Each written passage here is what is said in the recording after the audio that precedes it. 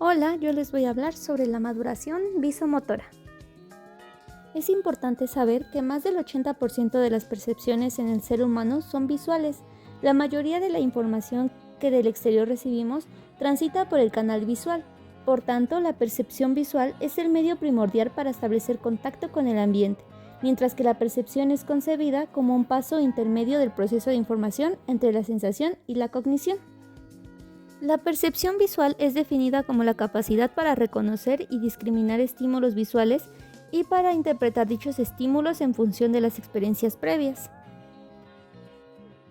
La percepción visual depende del grado de maduración del sistema nervioso central y de la estimulación medioambiental. A su vez, favorece el desarrollo de otras funciones perceptivas y se encuentra estrechamente ligada con la evolución de habilidades cognitivas superiores, tales como el lenguaje, el razonamiento, la memoria, el aprendizaje y la coordinación visomotora.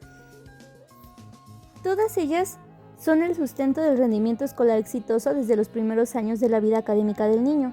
Psicólogos y educadores suponen que el desarrollo perceptomotor adecuado es prerequisito para el desarrollo de las habilidades académicas. Una de las demandas más frecuentes al psicólogo infantil es la atención a los problemas académicos que los menores presentan, expresados en el desempeño general deficiente, dificultades de aprendizaje en un área particular y los problemas de conducta. De ahí la gran importancia que la percepción visual tiene para la psicología, y por ello la necesidad de crear o diseñar instrumentos que permitan evaluarla de manera confiable a través de diversas tareas de ejecución motora, entre ellos el test gestáltico visomotor de Bender. Como resultado de su interés en el estudio de la psicología de la percepción, en el año de 1946, Lauretta Bender publicó el Manual de la Prueba y las 9 tarjetas de estímulo, y a partir de ese momento se constituye en una de las pruebas de mayor difusión por su aplicación clínica tanto en adultos como en niños y por las grandes ventajas que sobre otros instrumentos ofrece. Es de fácil y rápida aplicación.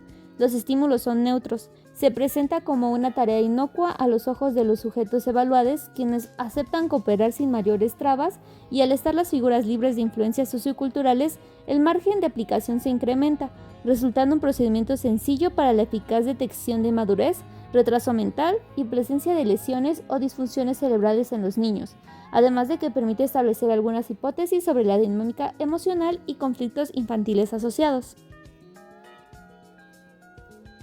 El test de Bender se utiliza para evaluar la función gestáltica visomotora, tanto en niños como adultos. Mediante este se puede detectar el retraso en la maduración, madurez para el aprendizaje, diagnosticar lesión cerebral y retraso mental. En los adultos permite detectar lesión cerebral y dificultades perceptuales o visomotoras. En niños y adultos se puede evaluar algunos aspectos emocionales. La prueba pertenece a 2 grupos: visomotoras, porque el sujeto tiene que copiar los modelos que se le presentan, y gestálticas, porque se basa en la psicología de la forma. La prueba de Bender consiste en 9 tarjetas blancas tamaño postal, cada una con un diseño trazado en negro en el centro. Estos se enumeran de la siguiente manera. A diferencia de las escalas de inteligencia, la prueba Bender es un instrumento casi libre de las influencias socioculturales, de tal manera que su espectro de aplicación se amplía notablemente y puede emplearse para obtener un estimador indirecto de nivel intelectual de niños sin entrenamiento escolar. En la función gestáltica visomotora intervienen una serie de funciones que van cambiando a medida que el niño madura. No existe una ley en cuanto a la maduración, de tal suerte que un sujeto puede madurar más rápido en algunos aspectos y de formas más lentas en otros. Entre sus características es que busca detectar en niños la madurez para el aprendizaje, los problemas en la lectura, las dificultades emocionales, la lesión cerebral y la deficiencia mental. Una vez dicho esto, el sistema de evaluación de la prueba de Bender, elaborado por la doctora Kopitz, fue desarrollado a partir de una revisión de los diferentes métodos de calificación entonces utilizados. Así, en 1958 comienza la preparación de una prueba breve para valorar la percepción visomotriz en niños pequeños, confeccionando una escala de maduración con 20 categorías de distorsiones iniciales. Después de eso, se realizaron análisis de chi cuadrada entre una población de 1.200 estudiantes de Ohio, de entre 5 y 10 años de edad, con diferente nivel de inteligencia. funcionamiento neurológico y ajuste emocional. El resultado fue la escala de maduración que ahora conocemos, la cual incluye solo 7 de las distorsiones originales. En 1959, la doctora Koptis realizó una revisión básicamente para aumentar la precisión de los lineamientos para la calificación. Las categorías de distorsión que se incluyen en este método ahora son la distorsión de la forma, la rotación, sustitución de puntos por círculos o rayas, perseveración, falla en la integración de partes de una figura, sustitución de curvas por ángulos y la adición u omisión de ángulos. Los datos obtenidos con el sistema de la doctora Koptis pueden interpretarse de 3 maneras. El aplicador debe elegir la más adecuada con base al motivo por el cual se utiliza la prueba de Bender. En primer lugar tenemos A. Comparando el desempeño del sujeto, número de errores, con la ejecución de los otros niños de su misma edad cronológica, en función de las puntuaciones normalizadas. En segundo lugar tenemos comparando el desempeño del sujeto con el rendimiento obtenido en niños de un mismo grado escolar. De acuerdo con las investigaciones de la doctora Kopits, existen importantes correlaciones entre las calificaciones obtenidas por los niños en las pruebas de inteligencia y las puntuaciones en la prueba de Bender. Sin embargo, advierte que la mayoría de los niños muestran una considerable maduración de la percepción visomotriz entre los 6 y los 7 años. De ahí que esto es más confiable la correlación con la inteligencia en el tercero y cuarto de primaria. Esto resulta importante porque, a diferencia de las escalas de inteligencia, la prueba de Bender es un instrumento casi libre de influencias socioculturales, de tal manera que su espectro de aplicación se amplía notablemente y puede emplearse para obtener un estimador indirecto de nivel intelectual de niños sin entrenamiento escolar. Y finalmente tenemos que, ubicando el desempeño del sujeto de acuerdo con el nivel de desarrollo visomotriz que le corresponde. En los niños con lesión orgánica, la doctora Koptis encontró que raramente obtienen puntajes superiores al promedio en la prueba de Bender. Al profundizar sus investigaciones, realizó un análisis detallado, es decir, reactivo por reactivo, para caracterizar la ejecución de los niños con alteración cerebral, y observó que como grupo estos niños tienden a desempeñarse pobremente, independientemente de su nivel de inteligencia.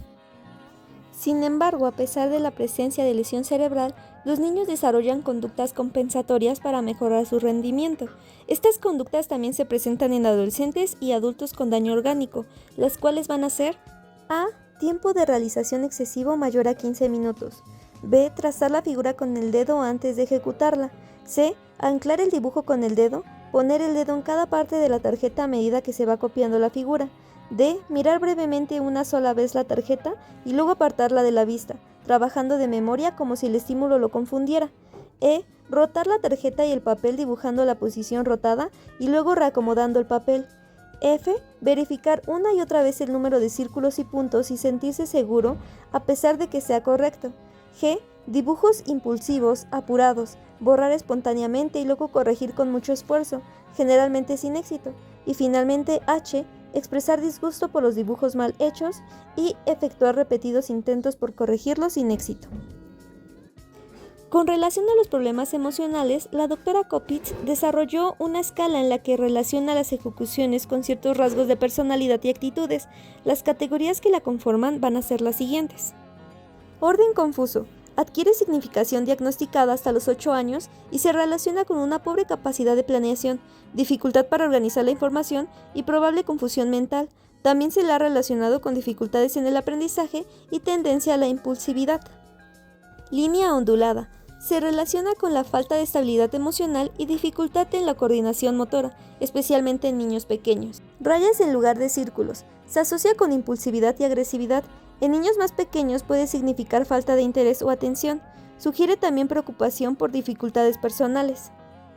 Aumento progresivo de tamaño. Los puntos y los círculos van aumentando de tamaño, hasta triplicarlo en relación con los primeros. Esta relación con niños que tienen poca tolerancia a la frustración. Gran tamaño. Se considera cuando una figura es una tercera parte mayor que la original. Se ha relacionado con tendencia a la impulsividad. Micagrafía. Se asocia con ansiedad, timidez y conducta retraída. Adquiere significación diagnosticada después de los 8 años. Líneas finas. Se asocia con timidez y retraimiento, con conductas de evitación, especialmente en niños más pequeños. Repaso del dibujo de los trazos. Se repasa el dibujo con líneas gruesas e impulsivas. Se asocia con impulsividad y agresividad. Segundo intento. Puede estar relacionado con impulsividad de niños mayores de 8 años, que se dan cuenta que sus dibujos son incorrectos, pero no tienen la paciencia ni el control para borrar y corregir, de tal manera que prefieren repetirlo en otro lado. Expansión. En los niños que han alcanzado algún grado de escolaridad, este indicador se correlaciona con impulsividad. Ahora, ¿cuáles van a ser las instrucciones para la administración y puntuación de la prueba de Bender? Siente al niño cómodamente frente a una mesa donde se hayan dispuesto 2 hojas de papel tamaño carta, un lápiz del número 2 y una goma para borrar. Luego de establecer un buen report, muéstrele al niño la pila de tarjetas del Bender diciéndole: aquí tengo 9 tarjetas con dibujo para que los copies. Aquí está el primero, haz uno igual a este. Luego que el niño ha acomodado la posición del papel, coloque la primera tarjeta, la figura A, frente al niño. No se hacen comentarios, se anotan las observaciones sobre la conducta del niño durante la prueba. No hay límite de tiempo en esta prueba. Cuando el niño ha terminado de dibujar una figura, se retira la tarjeta y se pone la siguiente. Se procede de la misma manera hasta terminar. Si un niño hace preguntas sobre el número de puntos o el tamaño de los dibujos, etc., se le debe dar una respuesta neutral del tipo: hazla lo más parecido al dibujo de la tarjeta que puedas. No se le debe alentar ni impedir el uso de la goma o el realizar varios intentos cuando está dibujando un diseño. Se ha encontrado que es práctico desalentar el que cuenten los puntos de la figura 5, ya que requiere mucho tiempo y agrega poca información nueva. Los niños que cuentan los puntos de la figura 5 también tienden a contar los puntos y círculos de la figura 1, 2 y 3. Cuando un niño empieza a contar los puntos de la figura 5, el examinador puede decirle: no necesitas contar los puntos, simplemente trata de hacerlo lo más parecido a la tarjeta. Si el niño todavía persiste en contar los puntos, entonces adquiere significación diagnóstica. Los indicios son de que el niño es probablemente muy perfeccionista o compulsivo. Si el niño ha llenado la mayor parte de la hoja de papel y la hace girar para ubicar la figura 8 en el espacio restante, se debe anotar en el protocolo, pues no se considera esto una rotación del dibujo. Se le permite a cada chico usar todo el papel que desee. Si pide más hojas que las dadas, se le debe dar el papel adicional sin comentarios. Aunque el test no tiene límite de tiempo, es conveniente registrar el tiempo empleado en completar el test, ya que en un periodo de tiempo extremadamente corto o muy largo es significativo desde un punto de vista diagnóstico. Finalmente, se debe cuidar que el test de Bender sea administrado al comienzo de una sesión de diagnóstico cuando el niño está descansado, ya que un niño fatigado no rinde óptimamente. Si se tiene la impresión de que el niño ha sido muy rápido en la ejecución del test o que no se ha obtenido el mayor desempeño posible, se le puede pedir que repita el dibujo de la figura de Bender en alguna otra hoja de papel. Si es necesario un examen adicional para obtener el máximo rendimiento, se debe consignar este hecho en el protocolo. En cuanto a los criterios de calificación para obtener el nivel de maduración, todos los ítems del Bender son puntuados como 1 o 0. Esto es como presente o ausente. Se puntúan solo las desviaciones muy claras. En caso de duda no se computa, puesto que la escala de maduración está diseñada para niños pequeños con control motor todavía inmaduro. Se ignoran las desviaciones menores. En esta escala se da un punto si se presenta el criterio y 0 si no se encuentra. Todos los puntos se suman formando un puntaje sobre el que se basan todos los datos normativos. Los criterios están dados en relación a signos de inmadurez, por lo que un mayor puntaje indica un nivel de maduración menor. Para finalizar, los indicadores de maduración que propone Coppes son 30 y a continuación se presentan. Para la figura A, se mira la distorsión de la forma. El cuadrado o el círculo, o ambos, están excesivamente achatados o deformados. Un eje del círculo o cuadrado es el doble de largo que el otro. Si dos lados del cuadrado no se encuentran en el punto de intersección con el círculo, la forma del cuadrado se evalúa como si ambos lados se encontraran. Si hay adición u omisión de ángulos, en caso de duda no se computa. Para la desproporción entre el tamaño del cuadrado y del círculo, uno es el doble de grande que el otro. La rotación de la figura o parte de la misma en 45 grados o más, la rotación de la tarjeta, aunque luego se copie correctamente en la posición rotada. Para la integración, falla en el intento de unir el círculo y el cuadrado. El círculo y el vértice adyacente del cuadrado se encuentran separados en más de 3 milímetros. Esto se aplica también en la sobreposición. Y finalmente, estos serían algunos ejemplos de puntuación de la figura A. Pasando a la figura 1, la distorsión de la forma es 5 o más puntos convertidos en círculos. puntos agrandados o círculos parcialmente rellenados no se consideran como círculos para la puntuación de este reactivo. En caso de duda, no computar. Las rayas no se puntúan. Para la rotación, es de la figura en 45 grados o más. La rotación del estímulo, aun cuando luego se copia correctamente la tarjeta rotada. Y estos serían algunos ejemplos de puntuación de la figura 1.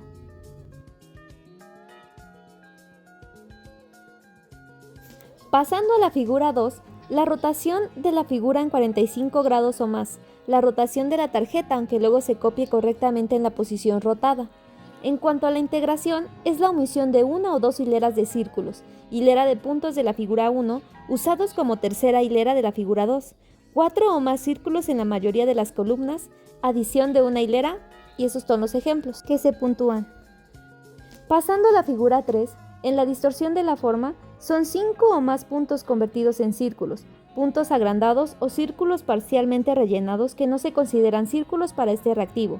En caso de duda, no computar, las rayas no se puntúan. Para la rotación del eje de la figura en 45 grados o más, la rotación de la tarjeta aunque luego se copie correctamente en la posición rotada. En la integración está la desintegración del diseño, que es el aumento de cada hilera sucesiva de puntos no lograda, y está la línea continua en lugar de hilera de puntos, lo cual dice que la línea puede sustituir a los puntos o estar agregada a estos. Estos son algunos de los ejemplos de puntuación de la figura 3. Para la figura 4, la rotación de la figura o parte de la misma en 45 grados o más, la rotación de la tarjeta estímulo, aun cuando luego se copie correctamente el modelo rotado. En la integración, una separación de más de 3 milímetros entre la curva y el ángulo adyacente. Lo mismo se aplica a la superposición. La curva toca ambas esquinas. Y estos son algunos ejemplos de la figura 4. Pasando a la figura 5, en la modificación de la forma, 5 o más puntos convertidos en círculos. Los puntos agrandados o círculos parcialmente rellenados no se puntúan. Las rayas tampoco se puntúan. En cuanto a la rotación de la figura, es un total en 45 grados o más. La rotación de la extensión, por ejemplo, cuando la extensión apunta hacia el lado izquierdo o comienza a la izquierda del punto central del arco, la rotación solo se puntúa una vez, aun cuando el arco como la extensión estén rotados independientemente uno del otro. Para la integración, en la desintegración del diseño, es la conglomeración de puntos, línea recta o círculo de puntos en lugar de un arco. La extensión atraviesa el arco. Los ángulos y los cuadrados no se puntúan. Estos son algunos ejemplos de la figura 5. Para la figura 6, la distorsión de la forma se separa en A. 3 o más curvas sustituidas por ángulos, en caso de duda no computar, y B. Ninguna curva en una o ambas hileras, líneas rectas. Para la integración, las dos líneas no se cruzan o se cruzan de un extremo de una o de ambas líneas, dos líneas onduladas entrelazadas. Y estos son algunos ejemplos de puntuación de la figura 6.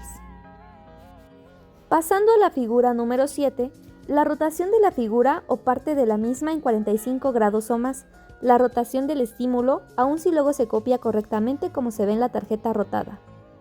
Para la integración, los hexágonos no se superponen o lo hacen excesivamente, es decir, un hexágono penetra completamente a través del otro. Y estos son algunos ejemplos de la puntuación de la figura número 7. Finalmente, para la figura número 8, en la distorsión de la forma, el hexágono o el rombo excesivamente deformados y los ángulos agregados u omitidos. En la rotación de la figura de 45 grados o más, la rotación del estímulo, aun cuando luego se copie correctamente en la posición rotada.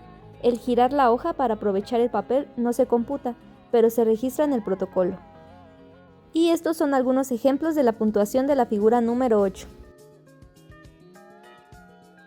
Es importante recordar que han transcurrido cerca de 65 años desde la creación del test gestáltico visomotor de Bender y continúa vigente como una técnica confiable de evaluación y detección, particularmente en el psicodiagnóstico infantil.